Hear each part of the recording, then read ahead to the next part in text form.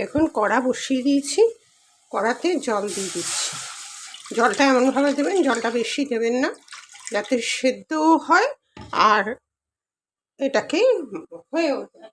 এবার এর মধ্যে আমি একটু হলুদ দিয়ে দেবো, একটুগুলো স্পাইস দিয়ে দেবো, মশলা দিয়ে দেবো। ধরুন এর মধ্যে একটু হলুদ দিয়ে দেবো। এবার এর মধ্যে একটু নুন দিয়ে দিলাম, জল একটু লাগবে সেদ্ধ হতে, এর মধ্যে একটু নুন দিয়ে দিলাম।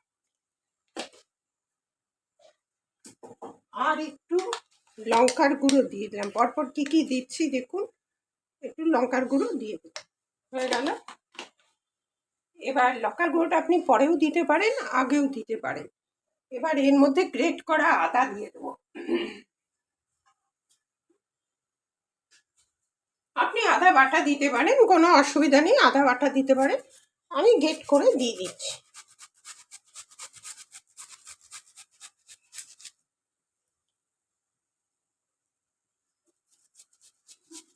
ব্যাস, আমি গ্রেট করে একটু আদা বাটা দিয়ে দিলাম।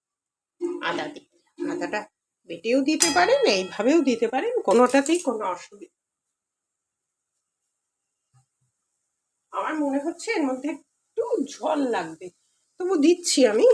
আর আলু কাঁচকলা আলুটা এরকম পাতলা পাতলা করে কেটেছি, কারণ সিদ্ধ হবে এটা পরবর্তীতে, এটা দেখাচ্ছি। কাঁচকলাটাও এই যে এরমভাবে কেটে নিয়েছি। এটা সিদ্ধ হয়ে এই জলেই হয়ে যাবে। এটা সিদ্ধ হয়ে জল শুকাবে, জল শুকালে এই রান্নাটা প্রায় হয়ে যাবে।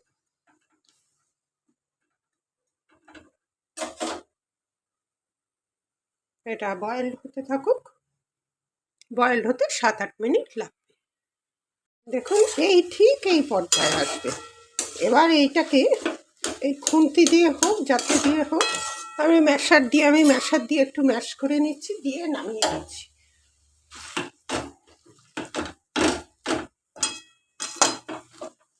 গ্যাসটাকে একটু নিভিয়ে দিই, তাহলে ম্যাশ করতে সুবিধা হবে।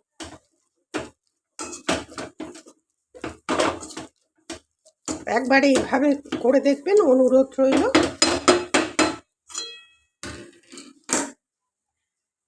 এটা একটু ম্যাশ করে নেবেন, এটা পুরোটাই ম্যাশ হবে।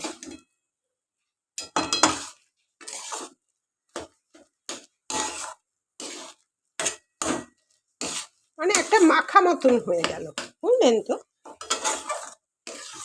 জাস্ট একটা মাখা হয়ে গেল।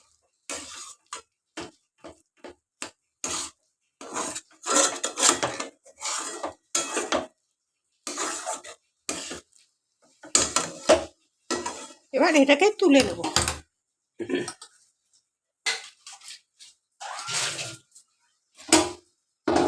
এটাকে তুলে নামিয়ে রাখছি, এই কড়াইতেই করে দেবো।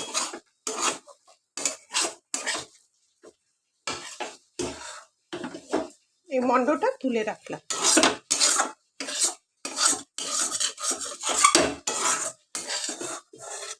এর মধ্যে তো অলরেডি মশলা টশলা সব দেওয়া আছে, আরও কিছু মশলা দেবো।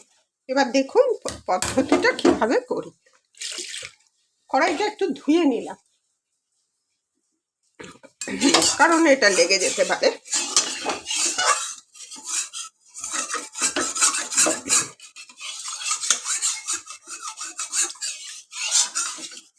বা আপনি এটা অন্য কড়াইও করতে পারেন, আমি আর কড়াই এক্সট্রা করলাম না, কারণ এটা আর লাগবে না।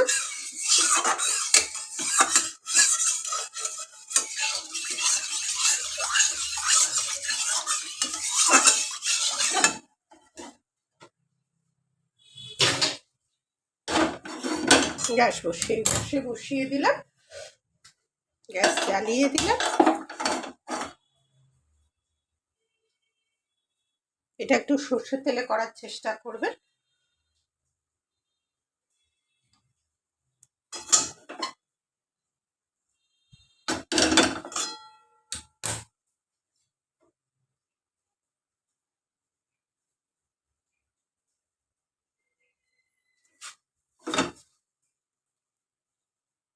মুছে নিলাম, এবার সর্ষের তেল দিয়ে দিলাম। খুব বেশি দেওয়ার দরকার নেই। জিরে ফোড়ন দিলাম, একটা শুকনো লঙ্কা ফোড়ন দিচ্ছি,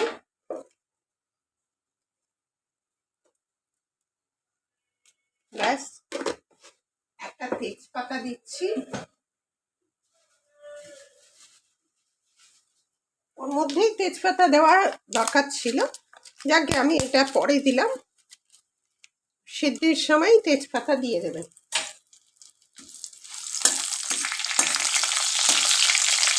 এবারে এটার একটু গন্ধ বেরো, এটার একটা সুন্দর গন্ধ বেরোলে এবার এর মধ্যে আমি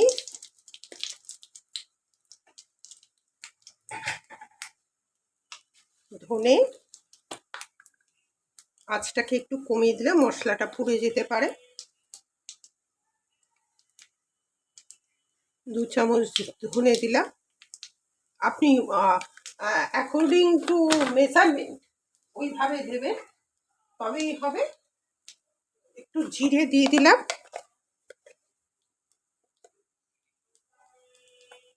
1 চামচই দিলাম। আর লঙ্কা দিলাম না, যেহেতু ওই জলে লঙ্কা দিয়েছিলাম। এবার এটাকে তুলে দিলাম,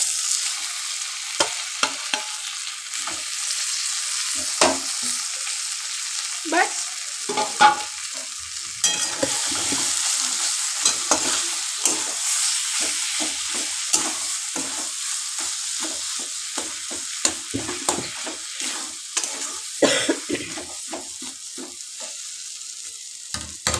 একটু আঁচটাকে বাড়িয়ে দিলাম। এর মধ্যে একটু চিনি দিয়ে দেব,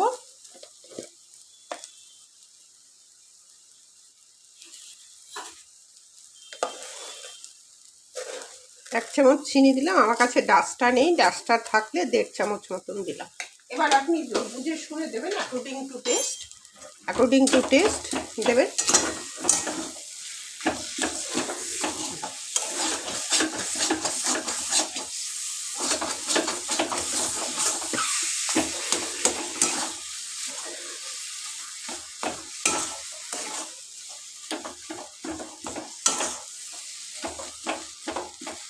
তার মধ্যে একটু ঘি দেবো আর গরম মশলা দেবো। গরম মশলা আমি আর বেটে রাখিনি, সেজন্য একটু ঘি দিয়ে দেবো।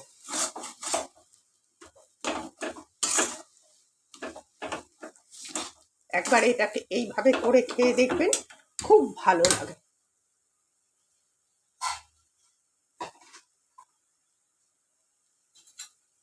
একটু ঘি দিয়ে দিলাম, গ্যাসটা একটু কমিয়ে দিলাম। দেখুন, ঘি দিয়ে দিলাম, ব্যাস হয়ে গেল রান্না।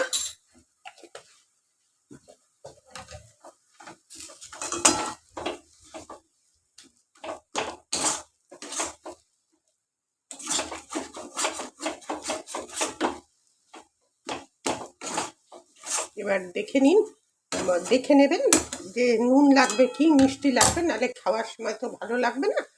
স্বাদটা তো ঠিক মতন আনতে হবে। আমার সবটাই ঠিক আছে।